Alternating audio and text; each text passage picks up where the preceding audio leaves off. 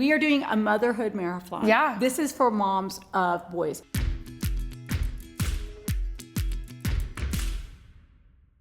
Okay, I am super, super excited about this. And I'm super excited that you are joining. I'm Lisa Bevere. This is Havilah Cunnington. And we are doing something we've never done together. No. We are talking about raising boys. And we were shocked, Havilah. You put up the picture of you and I with balloons, and then what happened?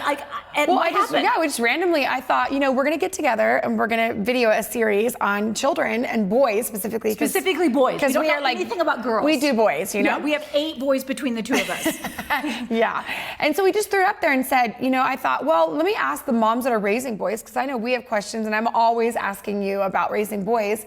What do you guys have? And we were bombarded. We had 550 comments between the 2 of us that landed on our sites and asking us really good questions about how do we raise these, like you said, man cubs or boy cubs. Yes. Well, I can't call mine boys anymore. They're like sons and man cubs. Right. But yours are mine are are like in the baby making. cubs. Yeah, boy baby cubs. Yeah. So we are doing a motherhood marathon. Yeah. This is for moms of boys. Pretty much a dominant question had to do with males and their body parts, but we are feeling empowered to answer those questions. And how did we connect? Because you have just been a treasure, but we only have known each other for the last year. And how did we connect? Well, it's amazing because I'm this mom over in Northern California who's really trying to figure it out. We have 4 boys, my husband and I, ages 9, 8, 5, and 3. We have these little guys, and when you have 4 boys, I like to say, I was raised in a girl family. I have a mom, I have a twin sister, and I have an Italian dad who's almost a girl. And so we are very, I was in a female home, and then all of a sudden, here I am surrounded by 5 men. And so one thing I learned early on in life was to get a vision. Find something someone that inspires you, and they're your person of hope. And so I'm a person of hope. You were. So I found Lisa and her family, and it was a beautiful picture, but we laughed. It was staged. Whatever. Most of our lives are staged when people are clean and, their diapers are changed. But it was something where I saw her and I thought, this woman, all her boys are alive. That's the first of all, I want to know the woman who's lived in a house with 4 boys that are alive without, and you said. I'm alive. And she looked gorgeous, obviously, with she looked happy, and those are things, and her boys all had their limbs. Yeah. And so there was there was some major things you should look for. Yeah. So I basically, it was kind of bold, and I never ever do this, but I put on my Instagram, hey, if one of my friends want to introduce me to Lisa Bevere, would you do that? And I had a couple friends that introduced me. Lisa Turkers. I think it was Lisa Turkers. Yep. Yep. And then a couple other Lisas in our lives. And then I think we got numbers and our exchanged phone numbers. And I thought we would have this really distant texting, hey, love your ministry. Thank you for being such an amazing hero of mine. And Lisa, you text me and you go, I'm driving, I'll call you in a little while. And I remember thinking should I go get my bra on? Is someone gonna see me? I got really nervous and then got my bra. Yeah, you know what I mean? And let me open my Bible and maybe I should memorize some scripture so I can throw it out in the conversation. And I had this kind of, internal panic, but then we talked. Yeah. We talked it was awesome. You were on your way to the airport, and you were, from the moment we talked, you put me at ease, and we started this friendship. Yeah, and this beautiful friendship. I found out that Havilah is half Sicilian, and I'm half Sicilian, and so that was an immediate connection. Immediately, I felt compassion. I was I have compassion for you if you are dealing with all of this intensity on the inside and then intensity and loudness on the outside. It can be an explosion. Be really intense. Yeah. So, and then I remember you saying, they're stripping my femininity away from me. They are stripping my femininity. And then she started sending me little pictures of nakedness. We did, our boys. They're naked. Why can't they keep their clothes on? And I said, it will not stop. Or destroyed, things that are destroyed or broken. Yeah, it's just not going to be as cute as it is right now. So we did try to talk. And then recently I was introduced to a term, and so I'm gonna put anybody out there. If you are a mother of boys, you get to be called a mob mom. A mob mom. So you are a mob mom, even if you're not Sicilian like us. Right. We're double qualified. But yeah, mob we are. Mom. Right. Mob mom. You're a mob mom. And so awesome. we put it out there. Yeah. 550 questions. So much, just, so many moms wanting to know, am I doing it right? Is there something wrong with me? Is there something wrong with my children? All the things that we face in motherhood, which is just that instantaneous, do I have what it takes for what's in front of me? And it kind of brings up all the crud that like comes to the surface. That just makes you wonder, like, do I have what it takes? And I feel like we're faced with our own humanity instantaneously I cannot hide. When I'm a mom, they're going to see me every day and day out. So your questions were really good. And your children will actually tell things in public on you. Absolutely. Yeah. I felt like our third son, like my first two, I felt like I could brainwash them enough to like, it's no, fine. my third son would and be my third son is like, we have no secrets. If I say anything, he's like, my mom said this today. So you get it. Yeah, the third one is the charm on that one. And I also would say, right away, I want you to know, we're not perfect. No. We're not perfect moms, but there are things that we've learned the hard way that there's absolutely no reason you should have to learn the same lessons we learned the hard way. You are not alone, and you are going to make mistakes in your future, but the truth is, God is bigger than our mistakes, and God has a plan, and He's going to redeem it. True. And we want you to know we haven't done it perfectly, but we have done it well. Yeah. Which means having a son that is 29, turning 30 this year, which is crazy. Amazing. 30. I have like a 30-year-old. So I have mine go 29. 10. She was 10. 27. I'm 56 this year. Is that right? Yeah, it's 56. Yeah. So I have 29, almost 30, 27. 24, almost 25, and 21. Amazing. So I've got mine on the man stage, and she has the man in making stage. And we're getting this together because Havilah, we're actually commanded by the Word of God in Titus 2:3. It commands us. It says the older women must. Must. I love that. Teach and train the younger women. Teach and train them how to love their husbands. Yeah. How to train their children.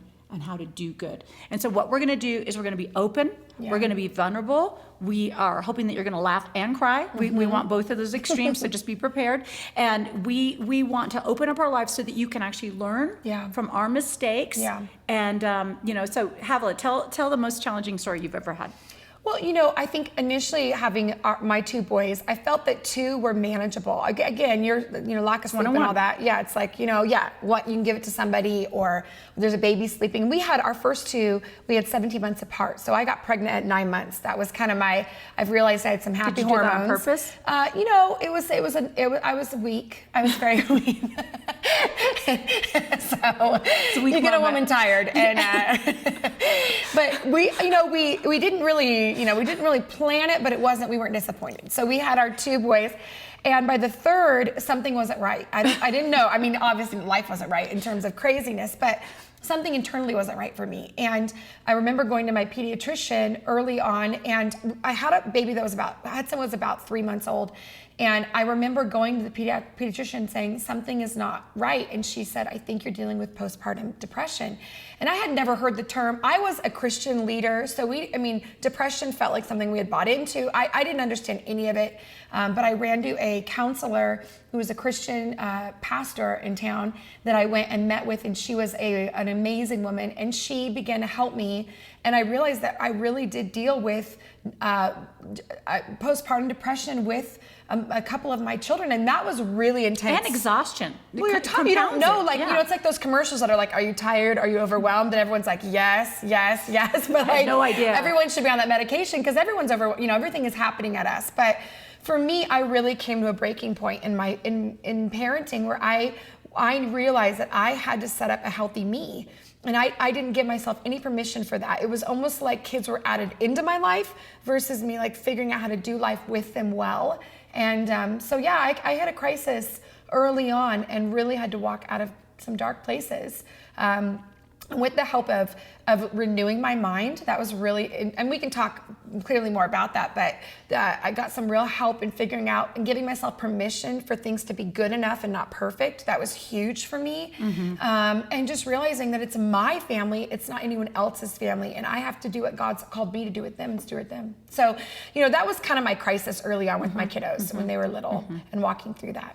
And I wanted to have a depression, but my children would like get on my bed and climb on top of me and drive cars over the top of me. And I actually and I had a husband that traveled full time. He only visited our children and was home enough to impregnate me and do laundry. But so I felt like a single parent. I was overwhelmed, and I had a list in my head. I had a list of what it should look like. I had a list every single day of what I should accomplish. Right.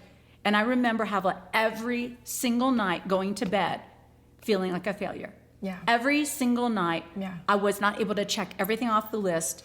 And I would think, I yelled when I shouldn't have yelled. I, pinched or pushed and said when I should have probably just sat down and disciplined correctly. I didn't get this clean. I didn't do this. I didn't put all the laundry away. And I would just go to bed overwhelmed every single night. And I'd get up every morning, even just more weighed down. And I don't want that for you moms. And everything in life is a season. It's a season. True. And so you have to bring forth strength and learning your lessons from your seasons. And so I've got the older season. I've got the grandmother season. I'm expecting my 4th grandchild. So I have 2 granddaughters and then 1 grandson who's turning 7 and then another grandson who will be born in August. So I don't know when you're going to be watching this, but we have 4 grandchildren. So I'm in that other season. Yeah. And so this is my season. I want to bring forth my strength into your life from the season. This is Havilah's season. She's going to bring forth her strength in her life in this season. Yeah. And we want to see you just really come into the place. So this is Mommy Marathon. We are wearing T-shirts.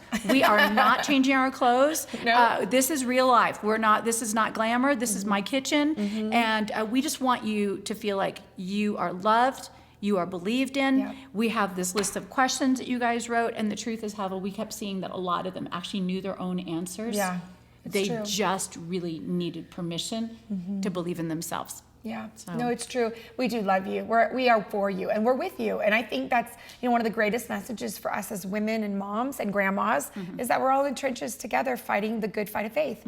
And what does that really look like? So I'm with you. As you talk about the bar of what was enough in your life, it makes me want to get emotional because I think every mom out there, we experience this sense of, am I enough? Do I have what it takes? And I would love for someone to probably take my kids away for a week or 2 and I'll get it together. And that is a common thing, but I don't think many of us, and again, your questions kind of answered this for us, but there is this mom guilt, this mom thing of I didn't expect that. I had this dream of kids and family and it's going to be awesome and they're going to be cute and this is how it's going to work out. But I didn't expect my own internal battles to be faced. So children do deliverance on they you. Do deliverance on it's you. a mirror. It's a deliverance ministry. It's Children a mirror. have a deliverance ministry. Yeah. So it makes me excited that we're going to be here together. We're going to talk about these things and we're going to be honest. And I mean, this is the hope that I get because Lisa's my friend, but not only that, my hero in many ways of how she's done life. And I would love nothing more than ask her these questions. So some of this is going to be just simply all of us learning. I'm here to learn, and I'm honored that you would tune in with us. Yeah, and we believe that this is a new beginning for you guys. I don't know where you're coming at, but we are going to pray that this is a new beginning. Yeah. Any guilt, any shame, any fear, we are not going to put more pressure on you. We are going to actually connect you with the God that is the perfect Father, and He is going to help you with this. And so we're super excited. We're honored that you'd let us into your world. We're honored that you would let us into our heart. And we are so excited about getting to these sessions of Motherhood Marathon. Yeah. So join us. The moms. The moms.